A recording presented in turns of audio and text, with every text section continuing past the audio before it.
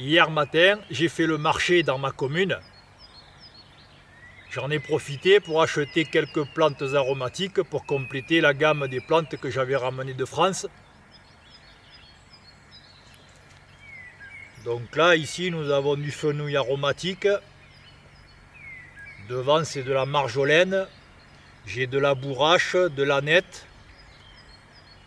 J'ai 2 plants d'estragon, du romarin et 4 plants de thym avec 2 variétés différentes. Alors comme prévu, toutes ces plantes, je vais les mettre en place au milieu de mon jardin potager. Je commence à retrouver la forme suite à ma mauvaise grippe. Du coup, ce matin, j'en ai profité pour planter mes 3 amandiers et mes 3 abricotiers. Alors dans mon voisinage, on m'a dit que les abricotiers avaient vraiment du mal à pousser dans cette terre. Bon, moi je suis un peu joueur, j'en ai implanté plusieurs, on verra bien ce que ça donne. Et au sujet des amandiers, il se peut que les amandiers ne produisent jamais d'amandes, mais moi ce qui m'intéresse surtout c'est la floraison de l'amandier pour les abeilles, et puis je trouve que c'est un arbre qui est magnifique.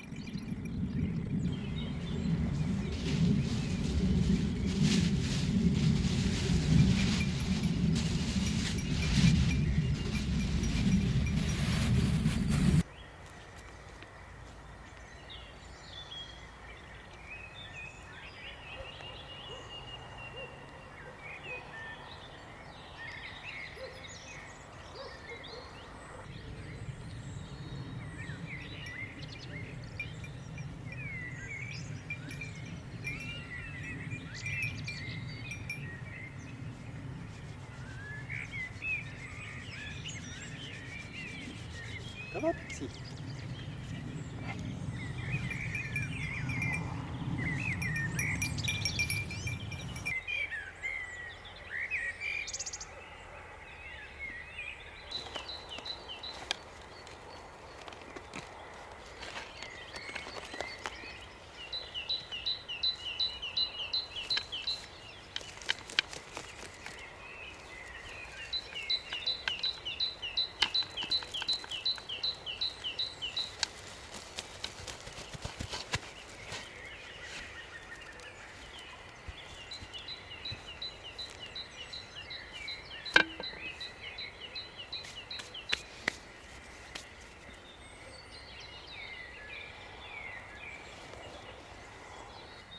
En France, je possédais une petite parcelle agricole. Elle faisait environ 1600 mètres carrés. J'étais dans le sud de l'Auvergne. Sur cette parcelle, j'avais développé un projet de jardin-forêt. C'est-à-dire que j'avais mixé à la fois le potager et le verger. Donc là, je viens de dépoter plusieurs noisetiers. C'était des noisetiers qui étaient sur mon terrain en France. Je les avais multipliés par la technique du marcottage. Je vais les mettre en place juste derrière moi pour former un écran entre les ruches et la zone où je vais cultiver le potager. Lorsque les noisetiers se seront bien développés, lorsqu'ils seront assez grands, je les taillerai et je passerai les branches au broyeur. L'idée étant de récupérer du broyat pour pailler le jardin. L'implantation de ce type de haie fait partie intégrante d'un projet de jardin-forêt. Alors en France, où j'avais développé mon projet de jardin-forêt, j'étais très satisfait du principe, Donc je vais le reproduire ici en Italie, mais à une échelle beaucoup plus grande, en évitant quelques petites erreurs que j'ai commises en France.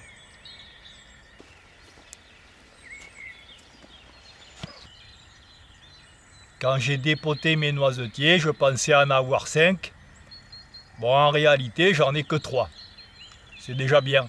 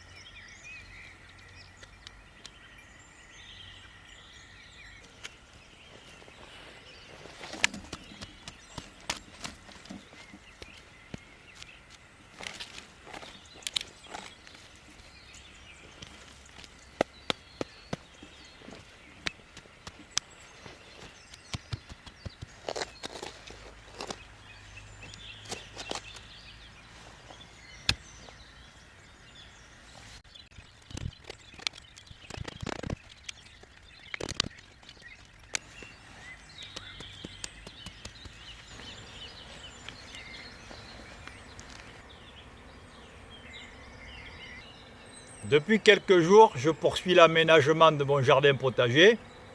Lorsque j'ai acheté la ferme au mois de juin, j'ai commencé un peu à réfléchir à la création de différentes zones de permaculture, en sachant que moi, autour de la maison, je possède environ 1 hectare. Derrière la maison, le terrain est surtout composé de châtaigniers. Et en contrebas de la maison, il y avait une prairie.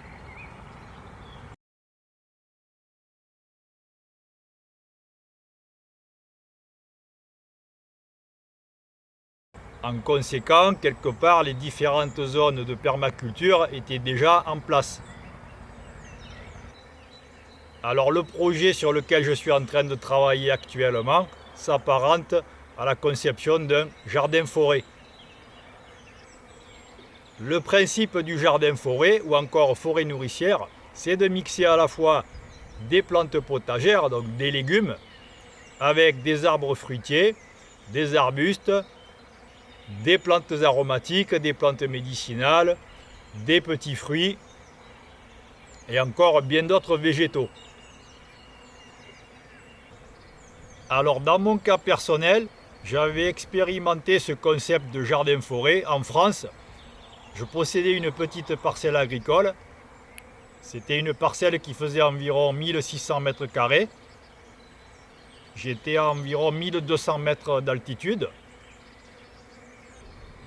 Lorsque j'ai acheté cette parcelle en France, elle était en train de se transformer en friche. Des pins sylvestres commençaient à tout envahir. Le sol avait été piétiné par des bovins. Donc je partais de très très loin.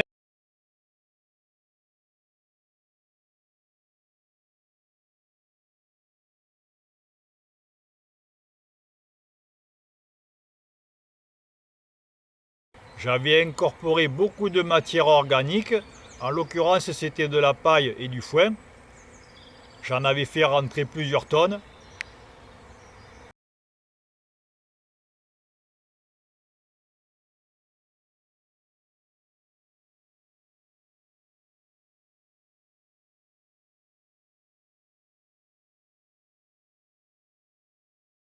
Sur cette petite parcelle de 1600 mètres carrés, j'étais parvenu à produire des légumes, des fruits, des petits fruits rouges et même du champignon.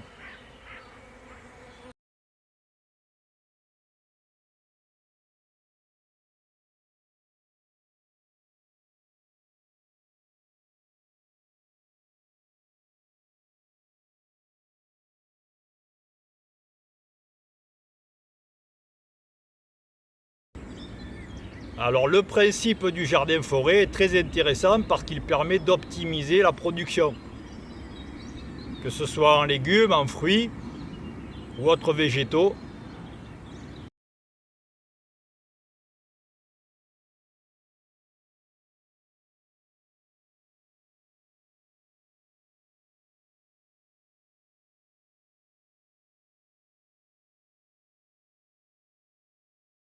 Ce que j'avais réalisé en France fonctionnait très bien. Du coup, je le reproduis ici en Italie à une échelle un peu plus grande.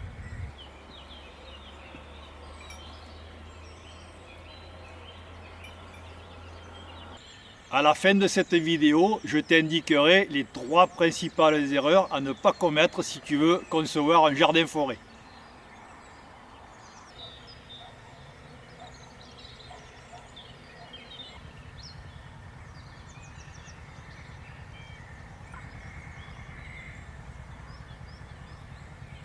Bon, petit incident technique, je viens de déchirer ma chemise. C'est pas bien grave, je continue. Dans le cadre de mon jardin-forêt, lorsque j'ai déterminé l'emplacement de mon potager, j'ai mis en place des lignes d'arbres fruitiers. Les arbres fruitiers qui sont sur cette ligne sont greffés sur des porte-greffes peu vigoureux. C'est moi qui les ai greffés. C'est des arbres fruitiers qui ne deviendront pas très grands. Du coup, j'avais implanté sur les 2 lignes qui bordent le jardin potager des poiriers et des pommiers. Je les ai espacés de 2 mètres et entre chaque arbre fruitier, je vais mettre en place un plant de lavande et un plant de framboisier. Les fils de fer permettront de palisser les framboisiers. Alors volontairement, sur ces lignes d'arbres fruitiers, je ne vais mettre en place qu'un plant de lavande et un plant de framboisier. Donc ça, c'est un choix volontaire, je ne rajouterai pas de plantes. En France, où j'avais créé mon jardin-forêt, j'avais constaté avec un peu de recul que j'avais planté trop de plantes. Je considère que planter trop de plantes sur cette ligne, c'est une erreur. Les végétaux peuvent se développer très rapidement, certaines plantes peuvent devenir invasives et ensuite la gestion de la ligne devient difficile. À mon sens, on doit conserver une certaine organisation, ne serait-ce que pour des raisons pratiques. Alors l'intérêt d'implanter des arbres fruitiers sur cette prairie a plusieurs avantages à mon sens. J'ai constaté que la terre était très argileuse. Donc le système racinaire des arbres va un peu décompacter le sol. Ça, c'est assez intéressant. Et puis moi, je pense à la période estivale. Ici, la parcelle est très très bien exposée. Je sais que l'été, ça tape fort. Et donc quand les arbres auront grandi, ils procureront une ombre. Et pour le développement de certains légumes, de l'ombre, ça fait pas de mal.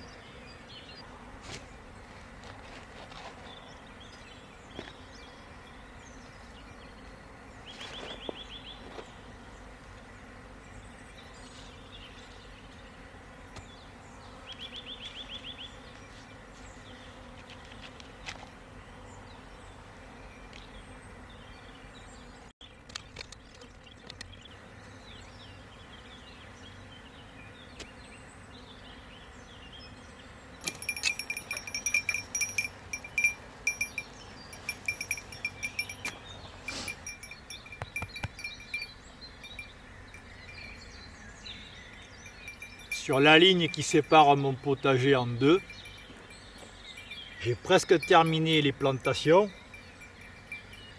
Alors ici, j'ai du nerprun, c'est un arbuste qui pousse en Provence. Dans le pot dans lequel il a poussé, il y avait également du thym. Ici, j'ai de la marjolaine, là c'est du serpolet, là j'ai une variété de menthe. Ensuite, j'ai une tanésie. Après, derrière, c'est de la bourrache. La plante qui est un peu haute, c'est de l'arquebuse. J'ai de la menthe, du romarin, de la kélidoine. J'ai de la viorne, de l'aneth, de la sauge, de la sarriette. de l'estragon. Donc là, cette ligne, elle est plantée.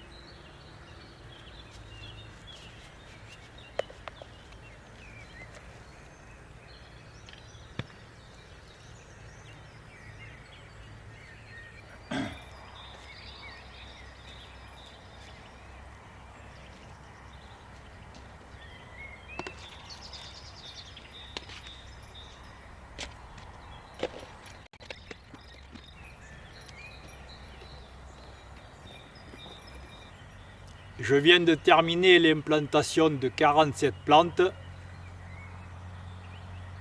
La météo annonce pour les jours qui viennent pas mal de pluie. Donc il n'y a plus qu'à patienter et le temps fera son œuvre.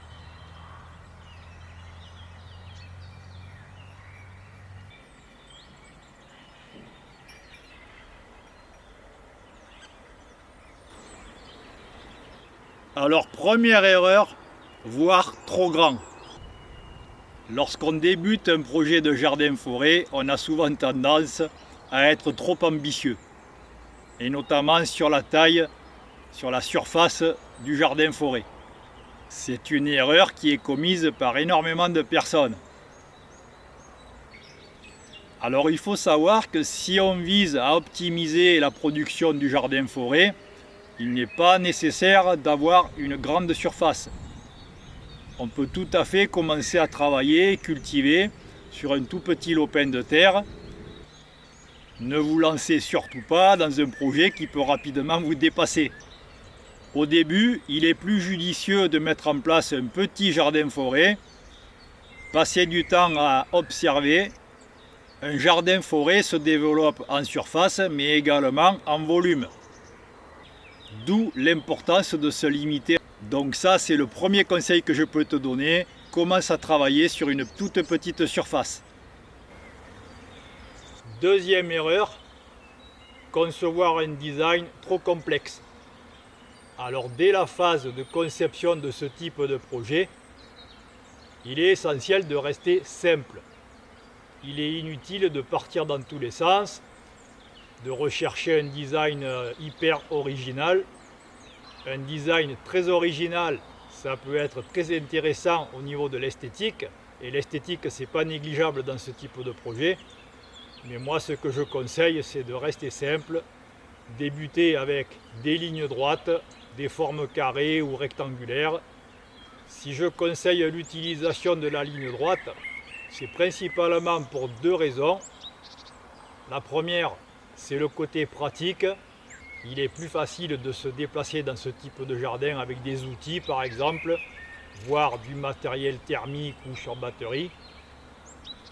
Et d'une autre part, l'utilisation de la ligne droite permet une gestion plus facile des plantes que l'on a mises en place. Un jardin-forêt de forme organique est certes très agréable à l'œil, mais je trouve que sa gestion est rendue plus difficile. On peut très vite se laisser dépasser par le développement des végétaux. Donc ça, c'est un constat que j'ai fait sur ma petite parcelle en France. Pour toutes les raisons que je viens de citer, je pense qu'il est préférable de conserver un mode de culture en ligne. Troisième erreur, s'éparpiller dans le choix des variétés des plantes que l'on met en place. Une erreur très fréquente, vouloir mettre en place beaucoup trop de variétés de végétaux.